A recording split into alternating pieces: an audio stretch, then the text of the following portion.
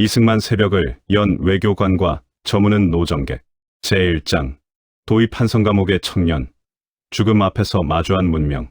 여러분, 오늘 이야기할 인물은 대한민국 역사에서 아마 가장 찬반이 극명하게 갈리는 사람일 겁니다. 어떤 분들은 그를 국부라고 부릅니다. 대한민국을 세운 아버지. 또 어떤 분들은 그를 독재자라고 부릅니다. 4.19 혁명으로 쫓겨난 권력자. 그리고 어떤 분들은 그 두 가지 평가 사이에서 어느 쪽도 완전히 맞지 않는다는 것을 느끼면서 혼란스러워합니다. 저는 오늘 이 자리에서 어느 편에 손을 들어주려는 것이 아닙니다. 그저 이 사람이 어떤 삶을 살았는지를, 그 삶 안에 어떤 드라마가 있었는지를, 그리고 그 드라마 안에 어떤 인간이 있었는지를 함께 들여다보려 합니다. 이야기는 1899년 한성 감옥에서 시작됩니다. 25살, 사형 선고. 1899년, 이승만의 나이 25살이었습니다. 그는 감옥에 있었습니다. 그것도 보통 감옥이 아니라 사형 선고를 받은 죄수가 처형을 기다리는 한성 감옥이었습니다. 그의 목에는 칼이 씌워져 있었습니다. 당시 사형수에게는 목에 칼을 씌우는 형구를 채웠습니다. 그 칼의 무게가 얼마나 됐을지, 그리고 그 무게가 심리적으로 어떤 것이었을지를 한번 상상해 보십시오. 왜 감옥에 들어갔을까요? 고종을 폐위시키고 다른 인물을 왕으로 세우려는 쿠데타, 음모에 가담했다는 혐의였습니다. 이승만이 실제로 이 음모에 얼마나 깊이 관여했는지는 역사적으로 논란이 있습니다. 그러나 당시 보수 정권의 입장에서 이승만은 위험한 개화파 청년이었고 그것만으로도 충분히 제거할 이유가 되었습니다. 사형, 선고, 25살 청년에게 이것이 어떻게 느껴졌을까요? 아직 살아온 날보다 살아갈 날이 더 많아야 하는 나이에 이제 살아갈 날이 없다는 선고를 받은 것입니다. 그런데 이 청년은 감옥에서 이상한 행동을 했습니다. 목에 칼을 찬 채 영어를 공부하다. 이승만이 한성 감옥에서 한 일이 무엇인지 아십니까? 영어를 공부했습니다. 여러분, 이게 보통 일이 아닙니다. 언제 처형될지 모르는 상황에서 어떤 사람은 체념합니다. 어떤 사람은 울부짖습니다. 어떤 사람은 신에게 매달립니다. 그런데 이 청년은 책을 펼쳤습니다. 영어 책을. 당시 한성 감옥에는 이승만 외에도 여러 개화파 인사들이 수감되어 있었습니다. 그리고 감옥 안으로 외부에서 책이 들어오기도 했습니다. 이승만은 영어 원서들을 구해서 독학으로 영어를 익혔습니다. 그것만이 아니었습니다. 그는 감옥 안에서 학교를 열었습니다. 함께 수감된 죄수들에게 한글을 가르치고 서양 문물을 가르쳤습니다. 감옥이 학교가 된 것입니다. 또한 그는 이 시기에 독립정신이라는 책을 집필하기 시작했습니다. 조선이 나아가야 할 방향, 자유와 민주주의의 원칙, 기독교 문명의 가치, 이 내용들을 감옥 안에서 써내려간 것입니다. 이것이 이승만이라는 인물의 가장 핵심적인 특성입니다. 어떤 상황에서도 포기하지 않는다. 아니, 오히려 극한 상황이 그를 더 날카롭게 만든다. 사형 선고를 받은 감옥에서 다음 세계를 준비하는 이 모습이 훗날 그가 걸어갈 길의 원형이었습니다. 이승만은 어떤 청년이었나? 감옥에 들어오기 전에 이승만을 잠깐 살펴보겠습니다. 이승만은 1875년 황해도 평산에서 태어났습니다. 집안은 전주 이씨 왕족의 후예였지만 몰락한 지 오래인 양반 가문이었습니다. 어린 시절부터 총명하기로 소문이 났습니다. 1894년 이승만은 배제학당에 입학했습니다. 배제학당이 어디냐고요? 이국 감리교 선교사 아펜젤러가 세운 근대식 학교입니다. 서양 학문을 가르치는 최초의 근대식 학교 중 하나였습니다. 이곳에서 이승만은 인생을 바꿀 두 가지를 만났습니다. 영어와 기독교였습니다. 배제학당에서 이승만은 눈에 띄는 학생이었습니다. 영어를 빠르게 익혔고 웅변에 뛰어난 재능을 보였습니다. 토론대회에서 두각을 나타냈습니다. 그리고 독립협회 활동에 참여하면서 정치에 눈을 뜨기 시작했습니다. 독립협회, 여러분은 이미 아시죠? 서재필이 만든 그 단체입니다. 이승만은 서재필보다 11살 어렸고 서재필이 귀국하여 독립신문을 만들고 독립협회를 이끌 때 그 활동에 참여했습니다. 서재필에게서 영향을 받은 것입니다. 이승만은 독립협회에서 뛰어난 웅변가로 이름을 날렸습니다. 만민공동회에서 연설을 했습니다. 청중을 사로잡는 능력이 탁월했습니다. 그리고 이 활동이 결국 그를 감옥으로 이끌었습니다. 감옥 안의 기독교, 삶을 바꾼 회심. 한성 감옥에서 이승만에게 일어난 또 하나의 중요한 일이 있었습니다. 바로 기독교로의 진심, 어린 회심이었습니다. 이승만은 배제학당 시절부터 기독교를 접했지만 처음에는 지적인 관심이었지 신앙은 아니었습니다. 그런데 감옥에서 달라졌습니다. 언제 죽을지 모르는 상황, 아무것도 할 수 없는 무력함 앞에서 그는 기도를 시작했습니다. 훗날 이승만은 이 시기를 이렇게 회고했습니다. 처음에는 기도가 잘 되지 않았다고, 그러나 어느 순간부터 마음의 평화가 찾아왔다고, 그리고 그 평화 속에서 자신이 살아남아야 한다는 확신이 생겼다고. 이 회심이 이승만의 세계관 전체를 바꾸었습니다. 그는 이후 조선을 기독교 문명국가로 만들겠다는 사명감을 가지게 됩니다. 이것은 단순한 종교적 신념이 아니었습니다. 그것은 정치적 비전이었습니다. 기독교적, 민주주의 국가를 조선 땅에 세우겠다는 것. 이 비전이 이후 그의 모든 행동을 이끄는 나침반이 되었습니다. 5년 7개월 감옥이 준 것. 이승만은 1899년에 투옥되어 1904년까지 약 5년 7개월을 한성 감옥에서 보냈습니다. 사형이 종신형으로, 그리고 다시 특별사면으로 감형되어 결국 살아나왔습니다. 5년 7개월. 이 시간 동안 그가 감옥에서 한 것들을 다시 정리해 보겠습니다. 영어 독학, 수감자들에게 교육, 독립정신, 지필, 그리고 기독교 신앙 확립. 밖에서 보면 폐쇄된 공간에서의 갇힌 시간이었지만 안에서 보면 다음 세상을 위한 준비의 시간이었습니다. 감옥에서 나온 이승만은 달라진 사람이었습니다. 들어갈 때는 개화파 운동에 참여하는 혈기 왕성한 청년이었지만 나올 때는 뚜렷한 세계관과 사명감을 가진 정치인의 원형이 되어 있었습니다. 그리고 추록한 지 얼마 지나지 않아 그에게 미국으로 갈 기회가 생겼습니다. 고종의 밀사로 미국에 가다. 1904년 러일 전쟁이 한창이던 시절, 고종은 미국에 밀사를 보내려 했습니다. 러일 전쟁에서 어느 쪽이 이기든 조선의 운명이 위태롭다는 것을 고종은 느끼고 있었습니다. 그래서 미국 루스벨트 대통령에게 직접 조선의 입장을 전달하려 했습니다. 그 밀사로 이승만이 선택되었습니다.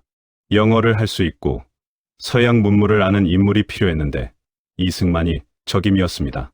이승만은 1904년 11월 미국으로 건너갔습니다. 그의 나이 30살이었습니다. 그런데 미국에 도착해서 그는 충격적인 소식을 들었습니다. 1905년 7월 미국과 일본 사이에 가스라테프트 밀약이 체결된 것입니다. 미국은 일본의 조선 지배를 묵인하기로 했습니다. 고종의 밀사 임무는 도착하기도 전에 의의를 잃은 것입니다. 그리고 같은 해 11월 을사늑약이 체결되었습니다. 조선의 외교권이 일본에 넘어갔습니다. 이승만은 어떤 선택을 해야 했을까요? 돌아갈 수도 없고 임무를 완수할 수도 없는 상황. 그는 결심했습니다. 미국에 남아서 공부하겠다.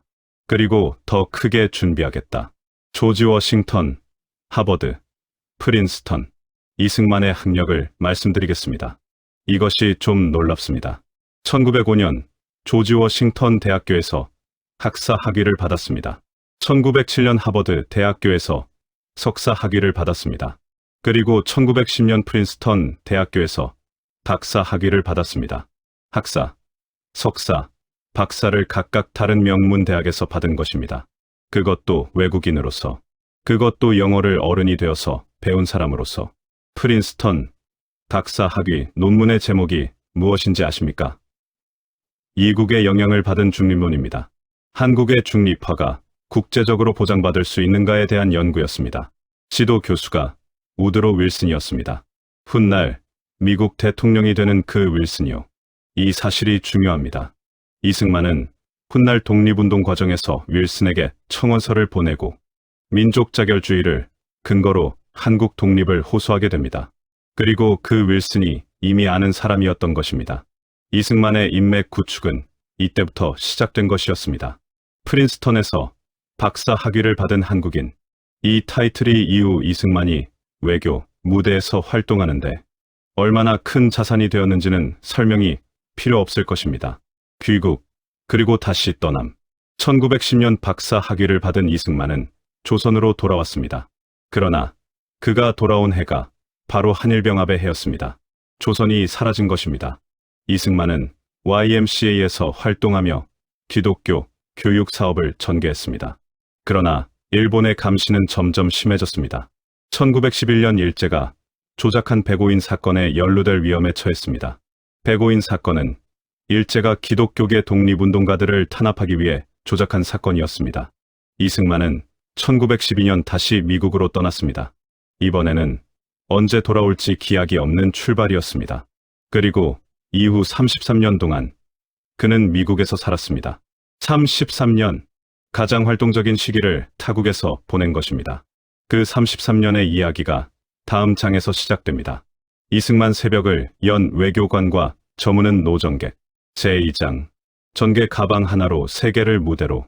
독립이라는 이름의 외교전. 1919년 3월 조선에서 만세 소리가 울려 퍼졌습니다. 3.1 운동이었습니다. 이 소식을 미국에서 들은 이승만의 나이는 44살이었습니다. 미국에서 독립운동을 이어가던 그에게 3.1 운동은 엄청난 충격이었습니다.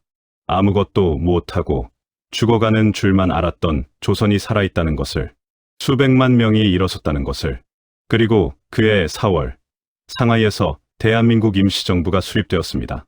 그리고 그 임시정부의 초대 대통령으로 이승만이 선출되었습니다. 임시정부 대통령. 그런데 이 타이틀이 실제로 어떤 것이었는지를 냉정하게 들여다봐야 합니다. 군대가 없었습니다.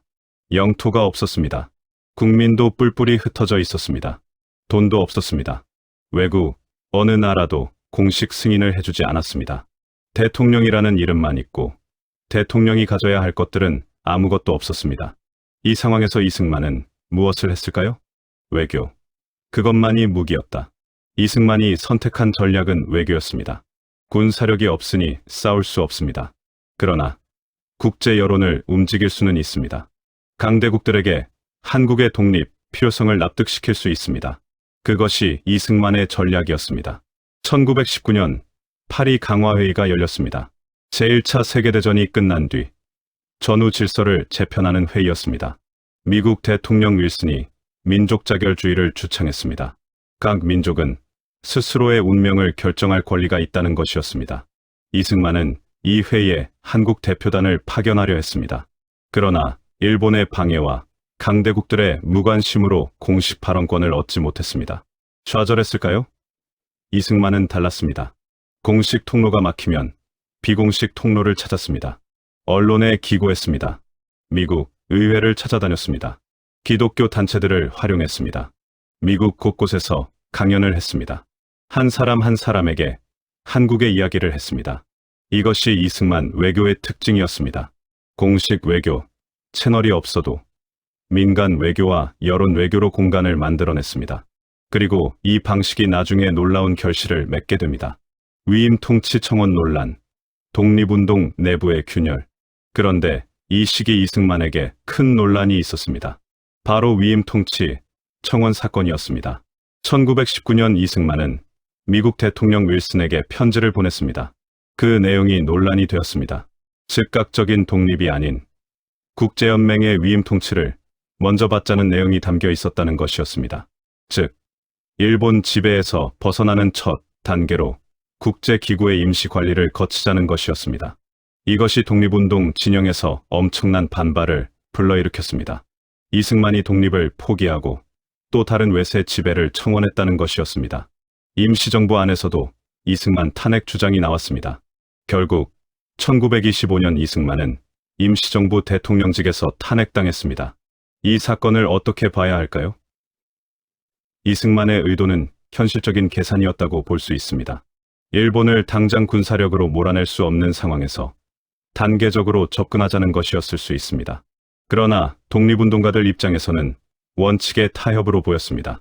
이 균열은 이승만이 평생 안고 가야 할 상처가 되었습니다. 독립운동 진영 안에서 그는 항상 논란의 중심이었습니다. 찬성하는 사람만큼 반대하는 사람도 많았습니다. 이것이 이승만의 비극이자 동시에 그의 특성이었습니다. 그는 항상 극단적인 평가를 받는 사람이었습니다. 일본 가면을 벗기다. 30년 앞을 내다본 예언. 이승만의 독립운동 시기에 가장 주목해야 할 업적 중 하나가 있습니다. 1941년 출판한 영어책 재팬 인사이드 아웃, 즉 우리말로는 일본 가면을 벗기다입니다. 이 책에서 이승만은 무엇을 주장했을까요? 일본이 머지않아 이국을 공격할 것이라는 것이었습니다. 일본의 팽창주의 야욕이 결국 태평양에서 미국과 충돌할 수밖에 없다는 것이었습니다. 이 책이 출판된 것이 1941년입니다. 일본이 진주만을 공격한 것이 1941년 12월입니다. 책이 나온 지 불과 몇 달 만에 이승만의 예언이 현실이 된 것입니다. 여러분, 이 타이밍을 생각해 보십시오. 이승만이 이 책을 쓸 때 많은 미국인들은 일본이 미국을 공격할 것이라고 생각하지 않았습니다. 일본이 아무리 아시아에서 날뛰어도 미국 본토나 태평양의 미국 기지를 건드리지는 않을 것이라는 생각이 지배적이었습니다. 그런데 이 동양 노인이 그것도 나라도 없는 망명객이 그 반대를 주장했습니다. 진주만 공격 이후 이 책은 미국에서 엄청난 주목을 받았습니다. 이승만의 예언이 맞았습니다. 그리고 이것이 이승만이 미국 정계와 언론에서 갑자기 중요한 인물로 부상하는 계기가 되었습니다. 이승만은 일본을 어떻게 이렇게 정확하게 읽었을까요? 그것은 그가 오랫동안 일본의 제국주의를 연구했기 때문이었습니다. 프린스턴 박사 논문에서부터 시작된 그의 국제정세 분석이 수십 년의 축적 끝에 이런 통찰로 나타난 것이었습니다. 하와이의 삶, 고독한 망명의 세월. 이승만은 독립운동 기간 중 상당 시간을 하와이에서 보냈습니다. 1913년부터 하와이에 정착하여 한인들을 대상으로 교육활동을 하고 한인 사회를 조직하는 일을 했습니다. 하와이에는 당시 많은 한인 이민자들이 살고 있었습니다. 사탕수수 농장에서 일하는 노동 이민자들이었습니다. 이승만은 이들을 대상으로 학교를 세우고 교회를 세우고 독립운동 자금을 모았습니다. 이 시기 이승만의 사생활에 대해서도 이야기해야 할 것 같습니다. 이승만은 1934년 오스트리아 출신 여성 프란체스카 도너와 결혼했습니다. 이승만은 당시 59살, 프란체스카는 33살이었습니다. 두 사람의 만남은 제네바에서였습니다. 이승만이 국제연맹 회의에 독립 청원을 하러 갔다가 만난 것입니다. 프란체스카는 이승만의 연설을 듣고 감동받았고 두 사람은 이야기를 나누다 가까워졌습니다. 프란체스카는 이후 이승만의 가장 든든한 동반자가 되었습니다. 이승만의 비서 역할을 하면서 영문 서신을 처리하고 외교 활동을 도왔습니다. 그녀가 없었다면 이승만의 외교 활동이 상당히 달랐을 것이라는 평가도 있습니다. 태평양 전쟁과 외교 총력전. 1941년 12월 진주만 공격으로 태평양 전쟁이 시작되었습니다. 이승만에게는 기회였습니다. 아니, 이승만이 오랫동안 기다려온 그 순간이 왔습니다. 미국이 일본과 전쟁을 시작했습니다. 이것은 결국 일본이 패배할 것이라는 것을 의미했습니다. 일본이 패배하면 조선이 해방될 것입니다. 그 이후를 준비해야 했습니다. 이승만은 워싱턴 DC에 한국위원부를 설치하고 본격적인 외교 활동을 시작했습니다. 그는 미국 국무부를 찾아갔습니다. 의회를 방문했습니다. 언론에 기고했습니다. 카이로 선언, 포츠담 선언에서 한국 독립이 명시되도록 영향력을 행사하려 했습니다.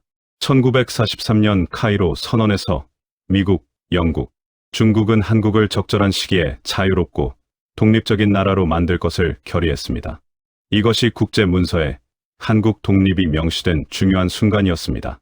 이승만의 외교 활동이 완전히 결정적이었다고 말하기는 어렵지만 그 흐름을 만드는 데 기여했다는 것은 분명합니다. 그리고 1945년 8월 15일 해방이 왔습니다. 이승만의 나이 71살이었습니다. 25살에 감옥에서 시작한 그의 싸움이 46년 만에 결실을 맺은 것입니다. 다음 장에서 계속됩니다. 이승만 새벽을 연 외교관과 저무는 노정객. 제3장 절정 해방된 조국의 조타수 그리고 건국의 결단. 1945년 10월 16일 김포공항. 비행기 한 대가 착륙했습니다. 그리고 트랩을 내려오는 노인 한 명. 71살, 흰 머리, 마른 몸. 그러나 눈빛만큼은 형용했습니다. 33년 만의 귀국이었습니다. 공항에는 수천 명이 나와 있었습니다. 이 사람이 누구인지를 아는 사람들, 그리고 새로운 나라에 대한 기대를 품은 사람들이 모였습니다. 이승만이 한국 땅에 발을 디딘 것입니다. 그런데 이 귀국 장면에는 잘 알려지지 않은 사실이 있습니다. 이승만의 귀국을 가능하게 한 것이 미국 군정이었다는 것입니다.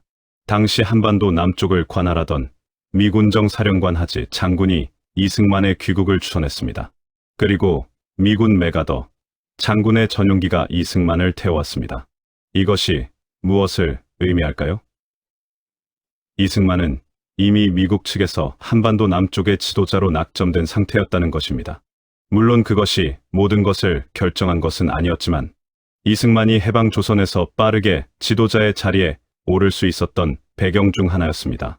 신탁 통치 반대, 결정적 승부수. 귀국 직후 이승만에게 결정적인 분기점이 찾아왔습니다. 바로 신탁 통치 문제였습니다. 1945년 12월 모스크바에서 미국, 영국, 소련의 외무장관이 회의를 열었습니다. 그리고 한반도를 5년간 미국, 영국, 소련, 중국 4개국이 신탁 통치하기로 결정했습니다. 독립은 5년 후에 주겠다는 것이었습니다. 이 소식이 전해지자 한국 사회는 충격에 빠졌습니다. 독립이 됐다고 기뻐했더니 또 외세의 통치를 받아야 한다는 것입니까? 분노가 폭발했습니다. 이승만은 즉각 신탁 통치 반대를 외쳤습니다. 단호하게, 명확하게 반탁운동을 이끌었습니다. 전국에서 반탁 시위가 벌어졌습니다. 그런데 여기서 이승만과 갈라지는 세력이 있었습니다. 처음에는 반탁을 주장했다가 나중에 찬탁으로 돌아선 좌파 세력이었습니다. 소련의 지시에 따른 것이었습니다. 이로써 한국 사회는 반탁과 찬탁으로 완전히 갈라졌습니다. 이 갈라짐이 결국 분단으로 이어졌습니다. 그리고 이승만은 이 과정에서 단독 정부 수립이라는 선택지를 향해 나아갔습니다. 단독 정부냐, 통일 정부냐, 이승만의 결단. 1946년부터 1948년까지 미군정 아래 한반도의 정치 지형은 복잡하게 요동쳤습니다. 미국과 소련은 한반도 문제를 두고 협상을 반복했습니다. 미소공동위원회가 열렸지만 번번이 결렬되었습니다. 소련은 친소 세력을 남한에서도 인정받으려 했고 미국은 이를 거부했습니다. 이 상황에서 이승만은 1946년 6월 정읍에서 역사적인 발언을 합니다. 이른바 정읍 발언이라고 불리는 것입니다. 핵심 내용은 이것이었습니다. 이제 남쪽만이라도 먼저 단독 정부를 세우는 것을 검토해야 한다. 이 발언은 엄청난 파문을 일으켰습니다. 분단을 기정사실화하는 것이 아니냐는 비판이 쏟아졌습니다. 김구를 비롯한 많은 독립운동가들은 통일정부 수립을 고집했습니다. 분단된 나라의 대통령이 되는 것은 의미가 없다는 것이었습니다. 그러나 이승만의 계산은 달랐습니다. 그의 논리는 이것이었습니다. 소련이 북쪽에 이미 친소 정권을 만들고 있다. 통일정부를 기다리다가는 공산화된 조선이 될 수 있다. 차라리 남쪽만이라도 자유민주주의 국가를 세우는 것이 낫다. 이 판단이 옳았는지 그렇지 않았는지는 지금도 논쟁 중입니다. 그러나 결과는 이승만의 방향대로 흘러갔습니다. 1948년 5월 10일 남한만의 단독 선거가 실시되었습니다. 그리고 8월 15일 대한민국이 수립되었습니다. 건국 대통령 73살의 출발. 1948년 7월 24일 국회의사당에서 초대 대통령 취임식이 열렸습니다.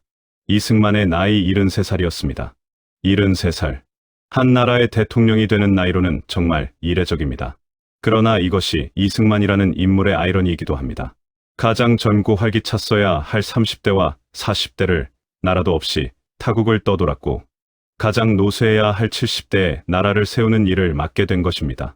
대한민국 정부 수립 이후 이승만이 당면한 과제들이 무엇이었는지를 생각해 보십시오. 나라의 틀을 처음부터 만들어야 했습니다. 헌법을 시행하고 행정 체계를 구축하고 군대를 조직하고 경제를 세워야 했습니다. 북쪽에는 소련의 지원을 받는 공산 정권이 있었습니다. 주변에는 일본, 중국, 소련, 미국의 이해관계가 교차했습니다. 이런 상황에서 2년이 지난 1950년 6월 25일 전쟁이 터졌습니다. 25 살아남아야 했다. 1950년 6월 25일 새벽 북한군이 38선을 넘었습니다. 이 순간 이승만은 어디 있었을까요? 경무대, 즉 지금의 청와대에 있었습니다. 새벽에 연락이 왔습니다. 북한이 침략했다는 것을, 그리고 전선이 빠르게 무너지고 있다는 것을. 이승만은 서울을 떠났습니다. 대전으로, 대구로, 부산으로 정부가 피난했습니다. 그리고 한때 낙동강 방어선이 마지막 보루가 되었습니다. 부산 주변의 작은 지역만 남기고 전부 점령당한 상황이었습니다. 이 극한의 상황에서 이승만이 한 것이 있습니다. 미국을 붙잡는 것이었습니다. 메가더 장군에게 계속 연락했습니다. 트루먼 대통령에게 호소했습니다. 유엔에 지원을 요청했습니다. 미국이 움직였습니다. 유엔군이 편성되었습니다. 9월 인천 상륙작전, 전세가 뒤집혔습니다. 그런데 이 전쟁에서 이승만이 한 결정 중 가장 논란이 되는 것이 있습니다. 1953년 휴전 협상이 진행되는 과정에서 이승만은 반공포로를 일방적으로 석방했습니다. 미국과 사전 협의 없이 반공포로 석방, 미국을 압박한 승부수. 1953년 6월 이승만은 전격적으로 반공포로 2만 7천여 명을 석방했습니다. 이것은 당시 진행 중이던 휴전 협상을 완전히 뒤흔든 결정이었습니다. 왜 이런 결정을 했을까요? 이승만은 휴전을 원하지 않았습니다. 그는 북진 통일을 원했습니다. 여기서 멈추면 안 된다는 것이었습니다. 그리고 미국이 휴전을 추진하는 것에 강하게 반발했습니다. 포로를 석방함으로써 협상 자체를 혼란에 빠뜨린 것입니다. 미국은 분노했습니다. 아이젠하워 대통령은 경노했습니다. 동맹국이 이런 짓을 해도 되냐는 것이었습니다. 그런데 여기서 이승만의 계산이 있었습니다. 미국은 한국 없이는 동아시아 방어선을 유지할 수 없습니다. 그러니 화를 내더라도 결국은 한국을 달래야 합니다. 그 달래는 과정에서 한미상호방위조약을 얻어내겠다. 이 계산이 맞았습니다. 한미상호방위조약, 이승만 외교의 최대 성과. 1953년 10월 1일 한미상호방위조약이 워싱턴에서 서명되었습니다. 이 조약의 핵심은 무엇입니까? 이국이 한국 방어에 공식적으로 개입할 의무를 지는 것입니다. 한국이 공격받으면 미국이 함께 싸운다는 것입니다. 오늘날 한국의 미군이 주둔하는 것의 법적 근거가 바로 이 조약입니다. 이 조약이 없었다면 어떻게 되었을까요? 미국이 철수했을 것입니다. 그리고 한반도의 안보 상황은 지금과 완전히 달랐을 것입니다. 이것이 이승만이 한국에 남긴 가장 중요한 외교적 유산이라는 평가가 있습니다. 반공포로 석방이라는 벼랑 끝 전술로 한미상호방위조약을 끌어낸 것. 이것은 이승만의 외교적 천재성을 보여주는 장면이었습니다. 동시에 그의 독단적 성격을 보여주는 장면이기도 했습니다. 이 두 가지가 이승만 안에 공존하고 있었습니다. 다음 장에서는 그 독단적 성격이 어떻게 그를 무너뜨리는지를 이야기하겠습니다. 이승만 새벽을 연 외교관과 저무는 노정객. 제4장. 갈등 노왕의 눈을 가린 그림자. 무너지는 상징. 권력은 사람을 바꿉니다. 아니, 더 정확하게 말하면 권력은 사람을 드러냅니다. 권력이 없을 때는 숨겨져 있던 것들이 권력을 가지면 드러납니다. 좋은 것도, 나쁜 것도. 그리고 권력이 너무 오래 지속되면 처음에 가졌던 좋은 것들이 점점 희미해지고 나쁜 것들이 점점 선명해지는 경향이 있습니다. 이승만의 집권 후반부가 그랬습니다. 한미상호방위조약을 이끌어낸 외교적 천재성, 대한민국을 세운 건국의 결단력, 이것들이 점점 그림자 속으로 들어갔습니다. 그리고 장기 집권에 대한 집착, 독재적 권력 행사, 주변 아첨꾼들의 영향이 전면에 나왔습니다. 그것이 이 장의 이야기입니다. 헌법을 바꾸다, 발췌개헌. 이승만의 권력 집착이 처음으로 노골적으로 드러난 것이 1952년 발췌개헌이었습니다. 당시 헌법에 따르면 대통령은 국회에서 선출되었습니다. 간접 선거였습니다. 그런데 1952년 시점에서 이승만은 국회에서 재선될 자신이 없었습니다. 국회 안에 반이승만 세력이 강했기 때문이었습니다. 이승만은 헌법을 바꾸기로 했습니다. 대통령을 국민이 직접 뽑는 직선제로 바꾸자는 것이었습니다. 국민 직선으로 가면 이승만이 유리했습니다. 전쟁 영웅으로서의 이미지가 강했으니까요. 그런데 문제는 방식이었습니다. 국회의원들이 이 개헌안에 반대했습니다. 그러자 이승만은 부산 정치 파동을 일으켰습니다. 전쟁 중 임시수도였던 부산에서 국회의원들을 협박하고 체포했습니다. 물리적, 위협 아래 개헌안을 통과시킨 것입니다. 이것이 발췌개헌입니다. 헌법을 힘으로 바꾼 것입니다. 자유민주주의를 세우겠다던 사람이 민주적 절차를 폭력으로 훼손한 것입니다. 이 순간이 이승만이 돌아올 수 없는 강을 건넌 첫 번째 순간이었습니다. 4.4.5 입개헌, 수학을 비튼 권력. 1954년에는 더 황당한 일이 벌어졌습니다. 4.4.5 입개헌이었습니다. 당시 헌법에는 대통령 3선을 금지하는 조항이 있었습니다. 이승만은 이미 2번 대통령을 했으니 다시 출마하려면 이 조항을 없애야 했습니다. 그래서 헌법 개정을 추진했습니다. 개헌에는 국회의원 3분의 2 이상의 찬성이 필요했습니다. 투표 결과 찬성 135표, 반대 60표, 기권 7표였습니다. 전체 의원 수는 203명이었습니다. 203명의 3분의 2는 135.33명입니다. 사람은 0.33명이 될 수 없으므로 올림하면 136명이 필요했습니다. 그런데 찬성이 135표였으니 1표가 모자랐습니다. 의장은 부결을 선포했습니다. 당연한 결과였습니다. 그런데 이틀 뒤 자유당은 번복을 선언했습니다. 논리는 이것이었습니다. 203의 3분의 2는 135.33인데 소수점 이하 0.33은 4.4.5입, 즉 반올림 원칙에 따라 버린다는 것이었습니다. 따라서 135명이면 된다는 것이었습니다. 여러분, 이게 말이 됩니까? 수학 원칙을 권력에 맞게 비튼 것입니다. 이 논리대로라면 203명의 3분의 1을 4.4.5입하면 135명이므로 통과라는 것입니다. 반올림을 하면 올림이 되어야 하는데 올림 대신 버림을 적용한 것입니다. 이 황당한 논리로 개헌안이 통과되었습니다. 이것이 4.4.5입 개헌입니다. 이 사건은 이승만 정권의 도덕성에 치명적인 타격을 입혔습니다. 수학까지 바꾸면서 권력을 유지하려 한다는 인식이 퍼진 것입니다. 점점 좁아지는 경무대, 간신들의 세계. 1950년대 후반으로 갈수록 이승만 주변의 공간이 좁아졌습니다. 진정한 의미에서 직언을 하는 사람이 줄었습니다. 이승만에게 쓴소리를 하면 권력에서 밀려났습니다. 그러다 보니 살아남은 사람들은 대부분 아첨을 하는 사람들이었습니다. 이 과정에서 이기붕이라는 인물이 등장합니다. 이승만의 최측근으로서 자유당의 실세가 된 인물이었습니다. 그리고 이기붕의 아내 박마리아도 상당한 영향력을 행사했습니다. 이기붕은 이승만에게 직언하는 사람이 아니었습니다. 이승만이 원하는 말을 했고 이승만이 싫어하는 말은 하지 않았습니다. 그리고 자신의 권력 확대에 집중했습니다. 자유당을 장악했고 공무원들과 경찰을 통해 전국적인 권력 네트워크를 만들었습니다.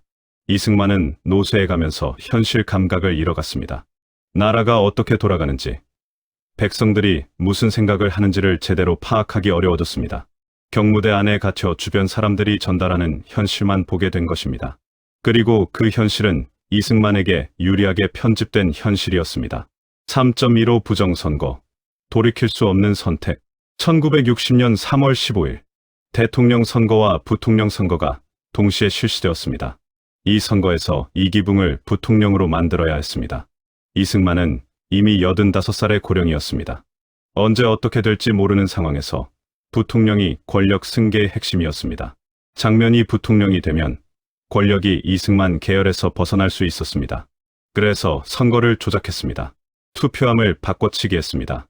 투표 전에 이미 개표 결과를 정해놓고 투표함을 채웠습니다. 자유당 완장을 찬 사람들이 투표소를 장악했습니다. 유권자들에게 공개 투표를 강요했습니다. 야당 참관인들을 투표소에서 쫓아냈습니다. 이것이 3.15 부정선거였습니다. 역사상 가장 노골적이고 치졸한 방식으로 이루어진 선거 조작 중 하나였습니다. 선거 결과는 당연히 이승만과 이기붕의 압승이었습니다. 그러나 국민들은 알고 있었습니다. 마산 시위, 분노가 터지다. 3월 15일 선거 당일 경남 마산에서 시위가 벌어졌습니다. 부정선거에 분노한 시민들이 거리로 나온 것입니다. 경찰이 시위대에 발포했습니다. 사망자가 나왔습니다. 그리고 4월 11일 마산 앞바다에서 시신이 떠올랐습니다. 마산 상업고등학교 학생 김주열이었습니다. 3월 15일 시위에 참가했다가 행방불명된 16살 고등학생이었습니다. 그의 눈에는 최루탄이 박혀 있었습니다. 이 사진이 신문에 실렸습니다. 전국이 충격에 빠졌습니다. 그리고 분노했습니다. 4월 18일 고려대 학생들이 시위를 했습니다. 그리고 돌아오는 길에 정치 깡패들에게 습격당했습니다. 4월 19일 터졌습니다. 4.19 학생들의 혁명. 4월 19일 화요일 서울의 거리가 학생들로 가득 찼습니다. 초등학생부터 대학생까지 가방을 든 채로 교복을 입은 채로 거리로 나왔습니다. 경무대를 향해 행진했습니다. 경찰이 막았습니다. 발포했습니다. 사람들이 쓰러졌습니다. 그런데도 멈추지 않았습니다. 더 많은 사람들이 나왔습니다. 그날 하루 서울에서만 수십 명이 총에 맞아 사망했습니다. 전국에서 186명이 사망했습니다. 그 중 상당수가 10대와 20대 학생들이었습니다. 이승만은 경무대 안에서 이 소식을 들었습니다. 학생들이 피를 흘리고 있다는 것을. 그리고 그의 첫 반응은 계엄령 선포였습니다. 그러나 계엄령도 사태를 막을 수 없었습니다. 시위는 전국으로 번졌습니다.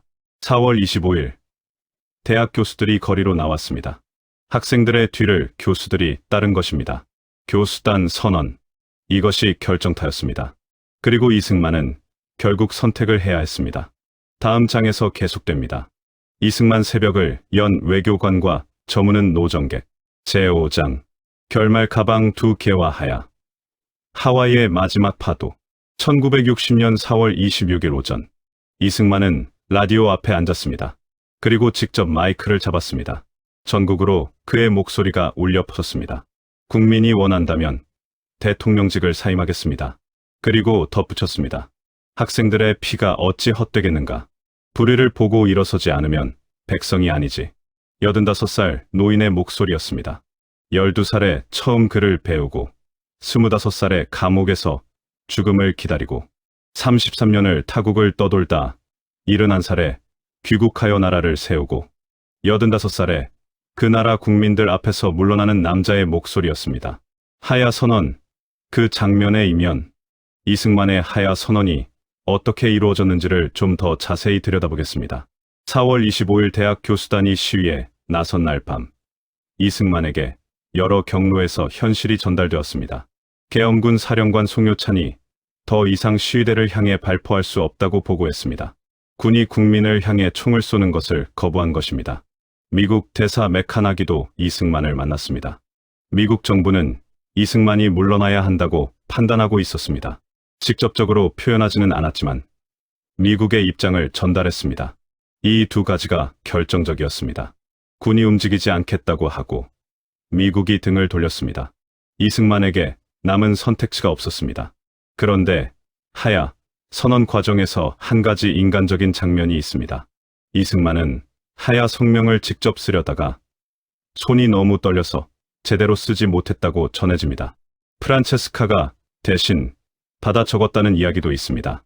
85살 노인의 손이 떨렸습니다. 그 떨림 속에 어떤 감정이 있었을까요? 억울함, 자책, 허무? 아마 그 모두였을 것입니다. 이기붕 가족의 비극. 이승만이 하야를 선언하던 그 무렵 또 하나의 비극적인 사건이 벌어졌습니다.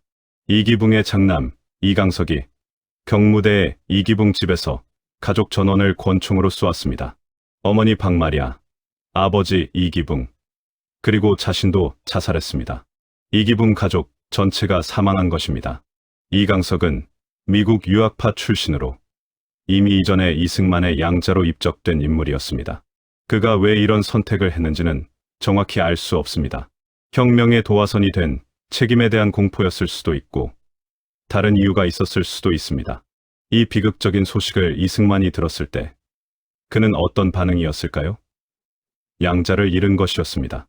그리고 자신의 가장 가까운 측근이 죽은 것이었습니다. 그 감정이 어떤 것이었는지는 알 수 없습니다. 이화장을 떠나다 가방 2개. 하야. 이후 이승만은 이화장으로 물러났습니다. 이화장은 서울 이화동에 있는 이승만의 사저였습니다. 대통령 시절에도 이곳에서 생활했습니다. 5월 29일, 이승만은 이화장을 떠났습니다. 하와이로 가는 길이었습니다. 그날의 장면을 목격한 사람들의 증언이 있습니다. 이승만이 손에 든 것이 가방 2개였다고 합니다. 대통령으로서의 짐은 없었습니다. 경호원도 최소한이었습니다. 가방 2개를 든 노인이 자신이 세운 나라를 떠났습니다. 공항에서 이승만은 잠시 멈추었다고 합니다. 그리고 뒤를 돌아보았습니다. 서울이 보였습니다. 자신이 세운 나라의 하늘이 보였습니다. 그 눈빛이 어떤 것이었는지를 그 자리에 있었던 사람들은 평생 잊지 못했다고 합니다. 하와이에서의 마지막 세월, 이승만은 하와이로 떠났습니다. 그리고 다시는 한국 땅을 밟지 못했습니다. 하와이에서의 생활은 어떠했을까요? 경제적으로 넉넉하지 않았습니다. 대통령을 지냈지만 모아둔 재산이 많지 않았습니다. 미국의 한인 교포들이 생활비를 보내주기도 했습니다. 더 힘든 것은 정신적인 외로움이었습니다. 조국이 그리웠습니다. 귀국을 원했습니다. 그러나 한국 정부는 이승만의 귀국을 허용하지 않았습니다. 4.19 이후 민주당 정권이 들어섰고 이승만 체제의 적폐를 청산하는 분위기였습니다. 이승만이 귀국하면 정치적 혼란이 생길 것이라는 우려였습니다. 이승만은 귀국 요청을 반복했습니다. 죽기 전에 고향 땅을 밟고 싶다고. 그러나 허락이 나지 않았습니다. 그 사이 건강이 악화되었습니다. 뇌졸중이 찾아왔습니다. 몸을 가누기 어려워졌습니다. 프란체스카가 끝까지 곁에 있었습니다. 말도 못하고 움직이기도 어려운 남편 옆에서 오스트리아 출신의 여성이 머나먼 하와이에서 한국 노인 곁을 지켰습니다. 1965년 7월 19일 마지막 순간. 1965년 7월 19일 이승만이 하와이 마우날라니 요양원에서 세상을 떠났습니다. 그의 나이 90살이었습니다. 사망 직전 이승만의 상태에 대한 프란체스카의 증언이 있습니다. 마지막 며칠 동안 그는 말을 거의 하지 못했지만 어떤 순간에는 창밖을 바라보았다고 합니다. 하와이의 파란 하늘을 바라보면서 무언가를 생각하는 것 같았다고. 그 시선이 어디를 향하고 있었는지 우리는 알 수 없습니다. 한국이었을까요? 아니면 그냥 하늘이었을까요?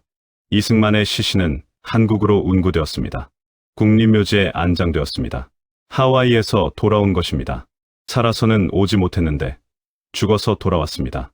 서재필처럼, 김옥균처럼. 이승만, 어떻게 기억해야 하는가? 이승만이라는 인물을 어떻게 기억해야 할까요? 이것이 이 오디오북 전체를 통해 제가 드리고 싶었던 질문입니다. 그를 국부로만 기억하는 것은 반쪽 진실입니다. 그가 세운 대한민국, 그가 체결한 한미상호방위 조약, 그가 이루어낸 외교적 성과들, 이것들은 분명 역사적 사실이고 오늘날 대한민국이 존재하는 기반 중 하나입니다. 그러나 그를 독재자로만 기억하는 것도 반쪽 진실입니다. 발췌개헌, 4.4 5입, 3.15 부정선거, 4.19의 희생, 이것들도 분명 역사적 사실이고 우리가 반드시 기억해야 하는 과오입니다. 그 두 가지를 모두 보는 것, 그것이 역사를 대하는 정직한 자세입니다. 그리고 저는 한 가지를 더 덧붙이고 싶습니다. 이승만이라는 인간의 이야기, 25살의 감옥에서 죽음을 기다리며 명어책을 펼치던 청년, 33년을 타국을 떠돌며 나라 없는 망명객으로 살던 중년, 71살에 귀국하여 나라를 세운 노인, 그리고 85살에 가방 2개를 들고 자신이 세운 나라를 떠나야 했던 노인. 그 삶 안에는 영웅도 있고 독재자도 있지만 무엇보다 한 인간이 있었습니다. 불완전하고 집착하고 오만했지만 동시에 나라를 사랑하고 포기하지 않았던 인간. 새벽을 연 외교관과 저무는 노정객. 이 오디오북의 제목으로 돌아오겠습니다. 새벽을 연 외교관과 저무는 노정객. 새벽을 연 외교관. 대한민국이라는 나라가 아직 존재하지 않을 때 홀로 세계를 무대로 외교전을 펼친 이승만. 가방 하나 들고 워싱턴을 누비고 프린스턴에서 박사학위를 받고 태평양 전쟁을 예언하고 한미 상호방위 조약을 이끌어낸 이승만, 저무는 노정객, 권력을 놓지 못하고 헌법을 비틀고 부정선거를 묵인하고 결국 학생들의 피 앞에서 물러서야 했던 이승만. 가방 2개를 들고 하와이로 떠나 조국을 그리워하다 눈을 감은 이승만. 이 두 얼굴이 한 사람 안에 있었습니다. 그것이 이승만이었습니다. 역사는 이 두 얼굴을 모두 기억합니다. 그리고 우리는 그 기억을 통해 무엇을 배워야 하는지를 생각해야 합니다. 위대한 업적도 권력의 오남용을 정당화하지 않는다는 것. 그리고 권력의 오남용이 위대한 업적을 완전히 지우지도 않는다는 것. 그 긴장 속에서 역사를 읽는 것. 그것이 우리가 해야 할 일입니다. 오디오북 이승만 새벽을 연 외교관과 저무는 노정객. 이것으로 모든 이야기를 마칩니다. 오랜 시간 함께 해주셔서 진심으로 감사드립니다.